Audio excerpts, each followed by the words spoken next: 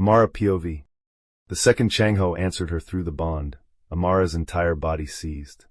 A sharp gasp tore from her throat as heat exploded across the side of her neck and shot straight through her bloodstream with enough force to arch her back against the steel chair. The restraints around her wrists rattled violently as her fingers curled against the cold metal, her pulse suddenly pounding so hard it felt like her heart was trying to break through her ribs. She couldn't breathe, couldn't think, couldn't understand why the left side of her body suddenly felt like liquid fire had been poured beneath her skin. Amara. Darius's voice reached her from somewhere across the room, but it sounded far away now, as though someone had dropped him behind thick glass. Her hearing was changing. She realized that before anything else. She could hear his pulse. Fast. Unsteady. She could hear the scrape of Bae-hoon's boot against concrete. She could hear the cameras humming softly in the corners of the room. And underneath all of it, she could hear her own blood. Her hand instinctively moved to the side of her neck. The second her fingertips touched the burning skin there, memory came crashing back so vividly it stole what little breath she had left. Changho's mouth against her throat, the weight of his body pinning her into silk sheets. The rough sound in his chest when she had whispered his name against his skin. The way his hands had held her like he didn't trust the world not to take her. The way his breathing had changed when Kazryn moved closer to the surface. The way his mouth had pressed harder against the sensitive spot between her neck and shoulder until a sharp sting made her gasp and clutch his back. She remembered laughing, remembered her body trembling, remembered teasing him. Was that your idea of a hickey? She had been breathless when she said it, still smiling, still flushed, still completely unaware of what had really happened. And Changho, half lost to instinct, half drunk on finally having her in his arms and bed, had lifted his head just enough for his glowing eyes to meet hers. The look he gave her hadn't been playful. It hadn't been embarrassed. It hadn't been human. It had been possessive, primal, absolute, and the single word he had spoken against her skin now came roaring back with enough force to make her chest tighten. Mine. Amara's eyes flew open. Her fingers stayed pressed against the mark on her neck as the truth settled over her so completely that it made her throat tighten. The bruised skin she had ignored, the heat she had brushed off, the strange awareness she had developed after that night, the way she started hearing pack voices, the way she felt Changho's pain before he ever said a word, the way Kazryn had started feeling familiar instead of terrifying. None of it had been random, none of it had been imagination, and none of it had started with the kidnapping. It had started the night Changho marked her. Oh my God! The words left her lips in a whisper, not because she was afraid, because she finally understood. Bae-hoon stopped moving. Amara saw it immediately. He wasn't smiling anymore. He wasn't studying her. He was watching, carefully, almost cautiously, like a man who had just realized his experiment might be evolving faster than expected. Darius looked between them, frustration starting to creep into his voice. What the hell is happening to her? Neither Amara nor Bae-hoon answered him, because the room had stopped mattering. The restraints had stopped mattering. Even fear had started losing its grip, because the warmth in her neck wasn't fading. It was growing, spreading, sinking with her heartbeat, moving through her chest, down her spine, through her arms, through every nerve in her body until her senses felt sharper than they ever had in her life. And for the first time since she woke up in that room, Amara stopped reaching through the bond like someone begging to be saved. She reached for him like someone who belonged, like someone who had chosen, like someone who finally understood what she was to him, and what he had made her. The response hit instantly, not as words, not as thoughts, as something far older, far deeper, far more primal. Kazryn. She felt his recognition first, then his hunger, then his absolute, unwavering devotion to his Luna, to the woman the moon goddess has chosen to be his. And when his howl rolled through the bond, it shook something loose deep inside Amara's soul that had been waiting for this exact moment. Her breathing steadied, her pulse slowed, and when she finally lifted her head, the woman who looked back at Bae-hoon no longer looked trapped. She looked claimed, and for the first time since this nightmare began. Amara smiled, because somewhere out there, covered in blood, half feral, and running straight toward war, her alpha had heard her. Changho's POV. The second Amara's call finished moving through the bond, Changho stopped running. His boots dug into wet earth, so hard dirt sprayed behind him as the wolves following at his back immediately came to a halt. Han reacted first, his hand already moving toward the blade strapped across his back as his sharp eyes scanned the darkness around them for movement. Jisoo did the same, her body shifting into a lower stance as every instinct she had screamed that something had changed. She just didn't know what. Yet. Changho didn't speak. He didn't need to. Every wolf standing behind him could feel the change moving through the forest like pressure before a storm. It rolled off him in waves.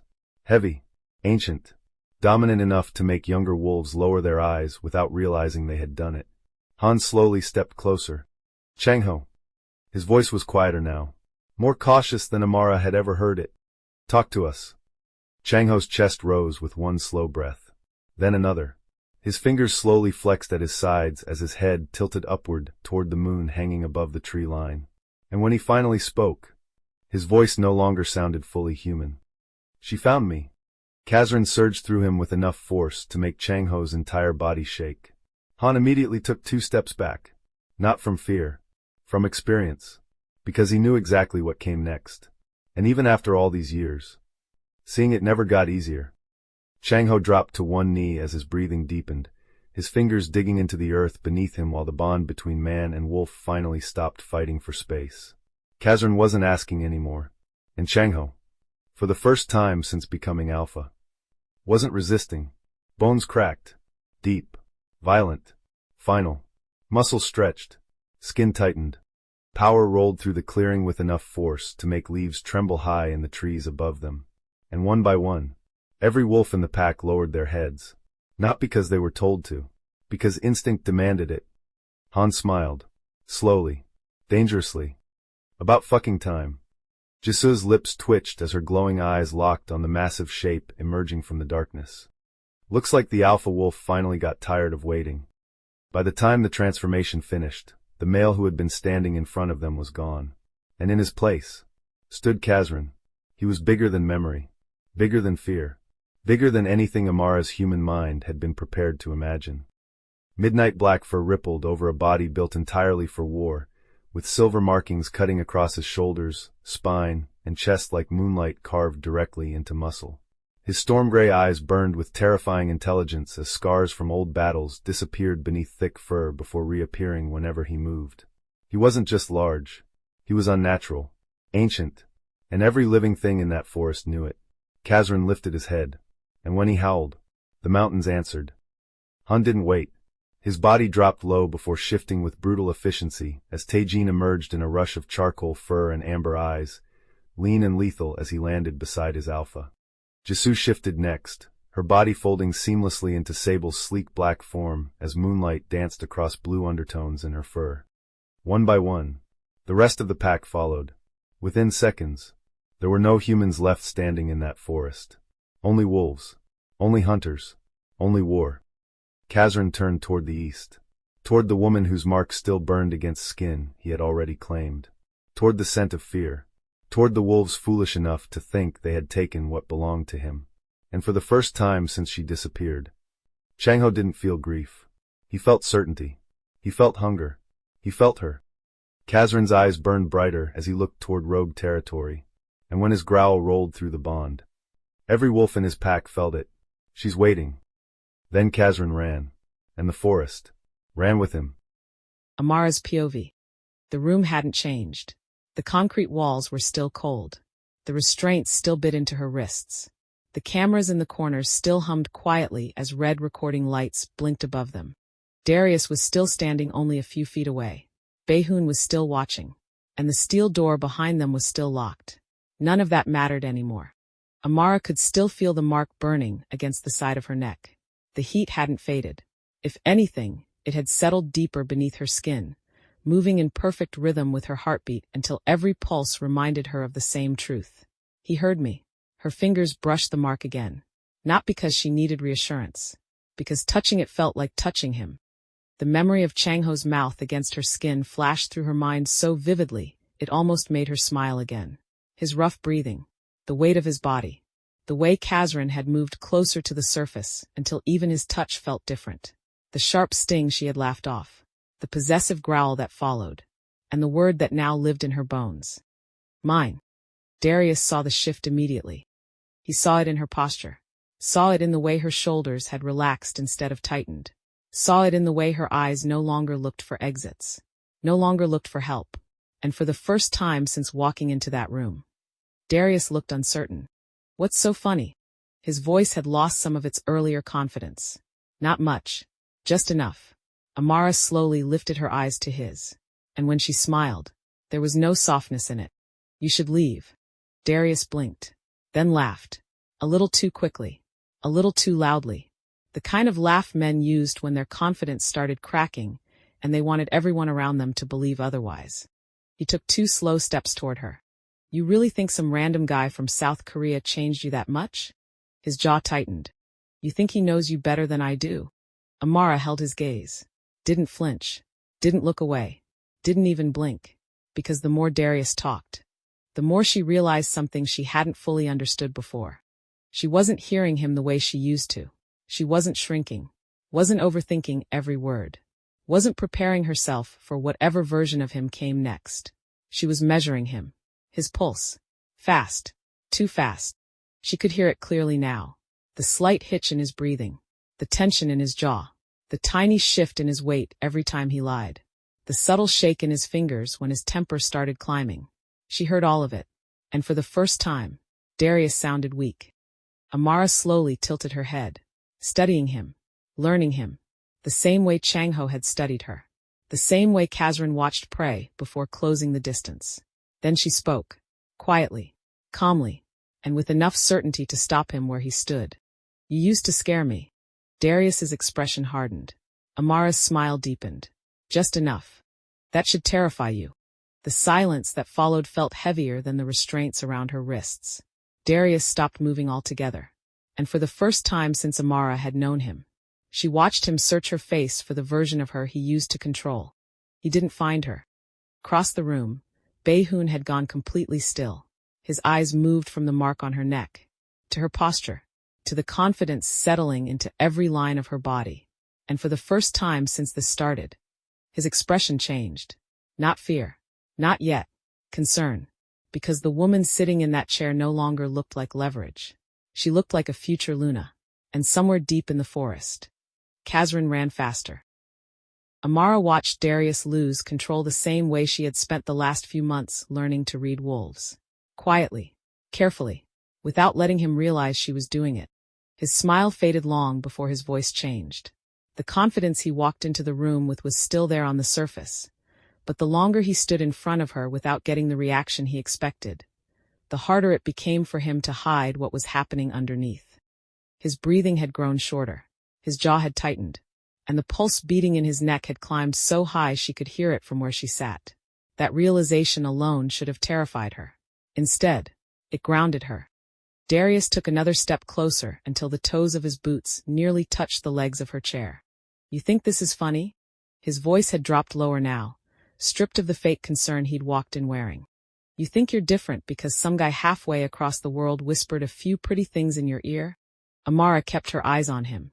She didn't answer right away. Not because she didn't have something to say.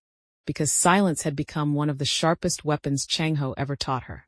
People always filled silence with truth if you gave them enough room. And Darius, just like always, couldn't stand empty space. His breathing grew heavier. You ignored my calls. He leaned down slightly, his voice rougher now. You left without a conversation. His fingers curled into a fist at his side. You made me look stupid. There it was. Not concern. Not love. Not heartbreak. Ego. Possession. Control. Everything she had crossed an ocean to escape.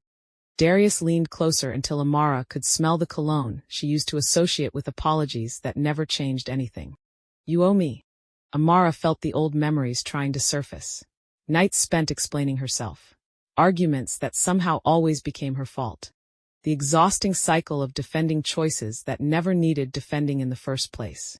For a brief second, her chest tightened. Her body remembered. Trauma always did. Then the mark on her neck burned. The heat rolled through her so suddenly it stole her breath. But this time she didn't fight it. She welcomed it. Her pulse steadied. Her breathing slowed. And the fear that had tried to rise inside her didn't disappear. It simply stopped being in charge. Darius saw the change immediately. His eyes narrowed. "What's wrong with you?" Amara slowly lifted her chin. Nothing about her expression changed. Nothing about her breathing changed. But something in her presence shifted enough that Darius unconsciously straightened, as if some instinct deep inside him recognized that the woman sitting in front of him was no longer the one he remembered. He reached for her. Fast, grabbing the front of her shirt with enough force to pull her forward in the chair. The metal restraints rattled. Fabric tightened against her skin. And somewhere in another life, that would have been enough to make her freeze. Tonight, Amara moved first. Her hand closed around his wrist. Firm, certain, and the second her fingers tightened, Darius stopped moving. Completely. His eyes dropped to her hand, then slowly lifted back to her face. The confidence he had been clinging to started slipping in real time. Amara could hear it in the way his pulse suddenly spiked. Could hear it in the hitch in his breathing. Could hear it in the silence that followed when his mouth opened. And nothing came out. She tightened her grip just enough for him to feel it. Not enough to injure him. Enough to make her point. When Amara finally spoke, her voice stayed calm. Almost gentle. And somehow, that made it worse. "You used to think fear made you powerful." She held his gaze without blinking. "It didn't." Her fingers tightened slightly. "Just made me leave." Darius tried pulling his arm free. Nothing happened. His eyes widened before he could stop himself. Across the room, Bayhoon had stopped pretending this was entertainment. He wasn't watching a frightened human anymore. He was watching the first signs of something far more dangerous. His gaze moved to the mark on Amara's neck, then back to the absolute certainty settling into her posture. And for the first time since this started, he looked concerned, because the woman in that chair wasn't waiting to be rescued. She was becoming exactly what Changho had marked her to be. And somewhere deep in rogue territory, Kazryn felt her strength rise, and ran harder. Changho's POV. Kazryn stopped at the edge of the ridgeline, so abruptly that the wolves behind him nearly lost their footing. Changho shifted back before his paws had fully settled into the wet earth, his chest rising hard as moonlight spilled across the abandoned industrial compound spread out beneath them. Rusted fencing, concrete buildings, broken floodlights, shipping containers stacked like forgotten graves, armed rogues moving along patrol routes they clearly believed nobody had found. Han shifted beside him first, breathing hard as he followed Changho's line of sight. Jisoo came up on his other side only seconds later, already reaching for the blade strapped across her back. Neither of them asked what he found, because they felt it. Changho's hand moved to the center of his chest. The bond had stopped pulling, stopped whispering, stopped flickering, because now, it wasn't searching. It knew. She's here. Changho closed his eyes for one brief second, and the world around him sharpened so violently it almost hurt. He could smell rain in the distance, oil from rusted machinery, fresh blood, fear, gunpowder, and underneath every other scent in that valley. Amara. Alive. The breath Changho released shook on the way out. Not from weakness, from relief so intense it physically hurt. For one suspended moment, he couldn't move, couldn't speak, couldn't even think, because after hours of silence, after hours of grief, after hours of imagining a world where he never heard her laugh again, she was here, she was breathing, and she was still calling him. Han looked at him carefully, then toward the compound, then back again, and when he finally spoke, his voice carried the same quiet certainty every wolf behind them already felt. She's in there. Changho opened his eyes, and the glow in them made even Han's pulse jump. She's been waiting. Jisoo's grip tightened around her blade. Then we stop wasting time. Changho didn't answer, because at that exact moment, the bond slammed into him so hard it drove all the air from his lungs. Amara. He felt her fear. He felt her strength. He felt the burn of the mark he had left on her skin. And underneath all of it, he felt something new, something stronger, something that made Kazryn rise so violently inside him that Changho's fingers curled into fists before he realized it. She wasn't calling for help anymore. She was calling him home. Changho's breathing changed. So did his posture. Han noticed it immediately. Jisoo did too, because the man standing beside them no longer looked like someone preparing for battle. He looked like a man whose mate had just chosen him, and every wolf standing behind them felt what came next. Kazryn. Changho shifted so violently that the ground beneath him cracked under the force of it. Bones reshaped. Muscles stretched. Fur exploded across skin. Moonlight caught silver markings as Kazryn rose to his full height, larger than any wolf in Changho's pack, his storm-gray eyes locked on the compound below with terrifying certainty. Han smiled as Taejin surged forward. Jisoo shifted beside him as Sable dropped low into hunting posture. And within seconds, every wolf behind them followed. Kazryn didn't wait for orders. Didn't need strategy. Didn't need permission. Because the second Amara's mark burned through the bond, the hunt ended. The Alpha launched down the ridgeline with enough force to tear earth from stone. His pack followed without hesitation. Sirens started screaming before he reached the fence. Floodlights snapped on. Rogues started shouting. Weapons came up. Too late. Kazryn hit the steel perimeter hard enough to rip the entire section from concrete as alarms exploded across the compound. The first rogue barely had time to turn before Kazryn's jaws closed around his throat. The second fired once. Missed. The third never finished raising his weapon. Han and Jisoo tore through the compound beside him, leading wolves straight through defensive lines as rogue bodies started hitting concrete one after another. The air filled with blood, metal, gunfire, snarling, and screams.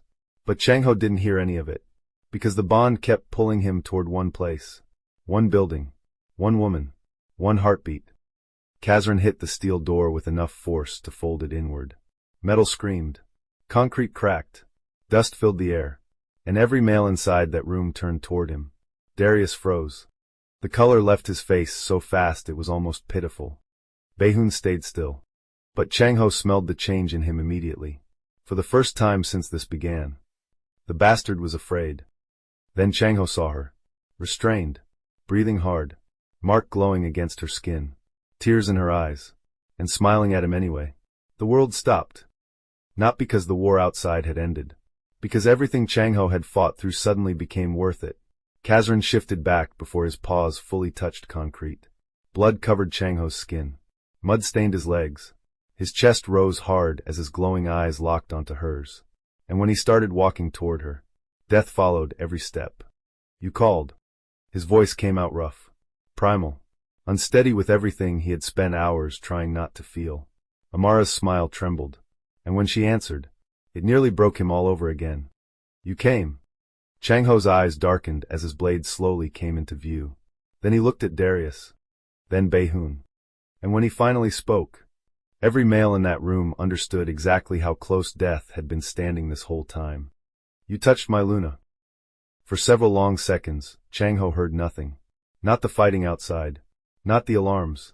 Not the snarling of wolves tearing through the compound. Not the steel clashing somewhere beyond the shattered doorway.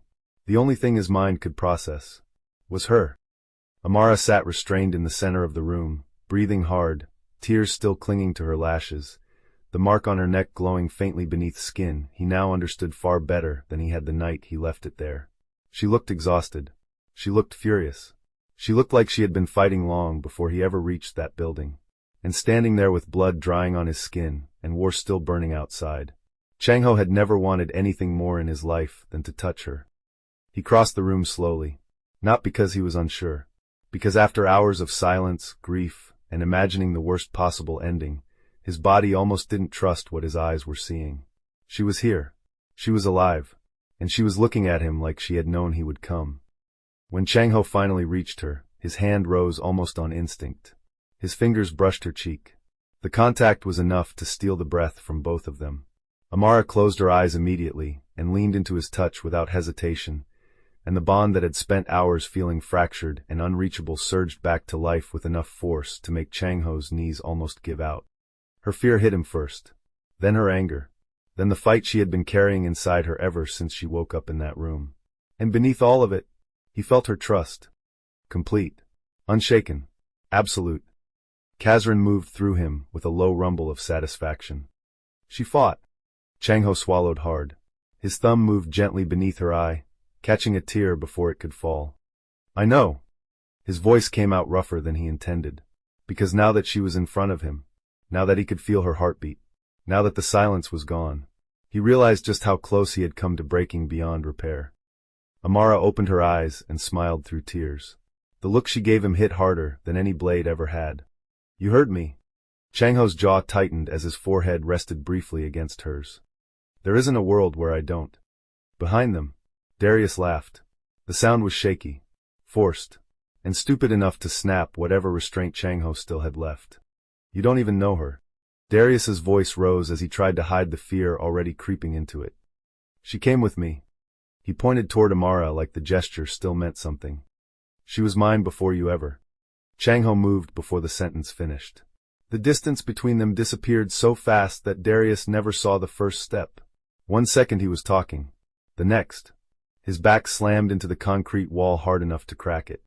Changho's hand closed around his throat and lifted him completely off the floor as panic instantly replaced every ounce of false confidence Darius had been holding on to. Both of Darius's hands shot to Changho's wrist. His legs kicked. His eyes widened. His mouth opened. Nothing came out except broken gasps. Changho leaned in until their faces were only inches apart. And when he spoke, Darius stopped fighting long enough to listen. You crossed an ocean to chase a woman who already escaped you. Changho's grip tightened. Darius choked harder. You followed her into my territory. Another crack split the wall behind him. And after all of that, Changho's glowing eyes hardened. You still haven't figured out she was never yours. Amara watched from the chair, her heart pounding so hard she could feel it in her throat. The mark on her neck burned hotter with every word. And for the first time in her life, watching a man stand between her and violence didn't make her feel small. It made her feel seen, protected, chosen. Then the bond shifted. Hard, sharp, warning. Amara's eyes snapped toward Baehoon. He was moving, his hand disappearing behind his back, his weight shifting, his pulse climbing. She heard it all before she even realized how. Changho. Her voice cut through the room with absolute certainty. Behind you. Changho released Darius instantly. He hit the floor choking for air as Changho turned just as steel flashed under fluorescent light. Baehoon's blade came fast. Changho's came faster. The collision of steel echoed through the room hard enough to shake dust from the ceiling. Sparks exploded between them as both alphas drove into each other with enough force to crack concrete under their boots. Baehoon's smile never fully disappeared. But Changho could smell the fear underneath it now. And that changed everything. Because fear meant weakness. And weakness got wolves killed. Changho pushed harder. And for the first time since this began, Baehoon gave ground. The sound of steel scraping against steel echoed through the concrete room as Changho drove Baehoon backward with enough force to leave deep grooves across the floor. Dust drifted from the ceiling. The overhead lights flickered. Outside the shattered doorway, wolves were still tearing through the compound, and every scream that reached the room only fed the violence already burning in Changho's chest.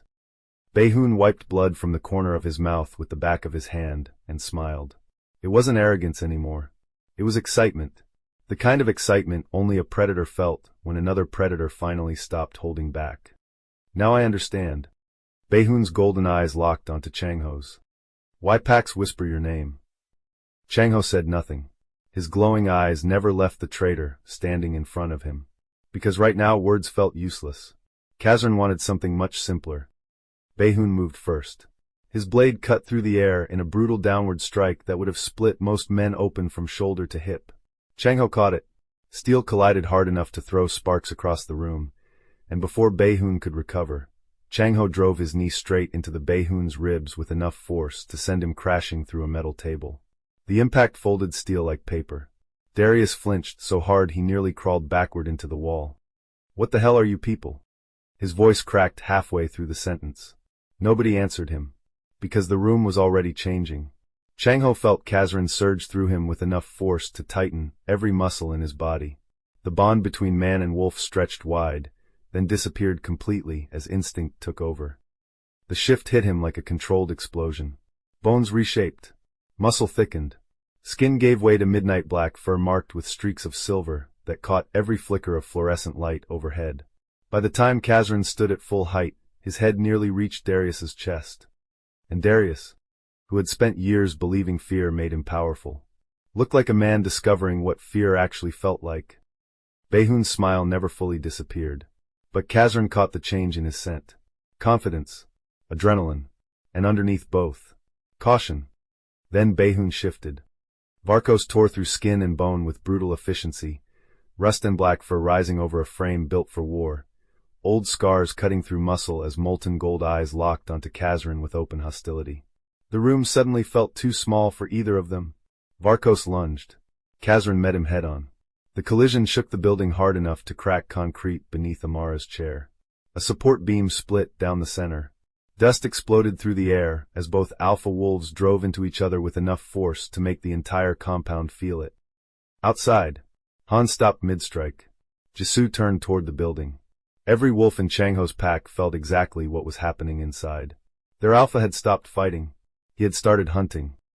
Amara felt every impact through the bond, every burst of aggression, every ounce of pain, every savage promise Kazryn was making with tooth, claw, and blood. Her mark burned hotter with every second. Not painfully, purposefully, like something inside her had spent her entire life waiting for this exact moment. Varkos slammed Kazryn through a concrete pillar, sending cracks racing across the walls. Pain tore through the bond. Changho felt it. Kazryn felt it. And so did she. Amara's breathing changed. Her pulse slowed. Her fingers tightened around the steel restraints still locked around her wrists. And then, she pulled. Metal groaned. Bolts ripped free from concrete. And both Darius and Bayhoon noticed at the exact same time. Darius's eyes widened. You shouldn't be able to. The rest of the sentence died in his throat. Because Amara was already standing. Her wrists were bleeding. Her breathing was steady. The mark on her neck glowed beneath skin that no longer looked fragile. And when her eyes met Darius's, the man who once made her question her own worth took an involuntary step backward. Amara didn't even notice him anymore. Her focus had shifted completely. She looked at Kazryn, at Changho, at the man fighting like his entire soul depended on winning. She stopped seeing herself as the female waiting to be rescued. She saw herself exactly the way he did. Chosen. The bond opened wider than either of them had ever felt before. Changho felt her. Kazryn felt her. Every wolf in the compound felt her. And when Amara finally spoke, her voice didn't need to be loud. It carried through the bond with enough force to freeze every wolf on the battlefield. Get up! Kazryn's storm-gray eyes snapped toward her. Changho felt her strength hit him like a second heartbeat. And with blood covering his fur and concrete dust falling around him, the alpha smiled. Because his mate hadn't just survived. She had answered. And Varkos, for the first time, took a step back.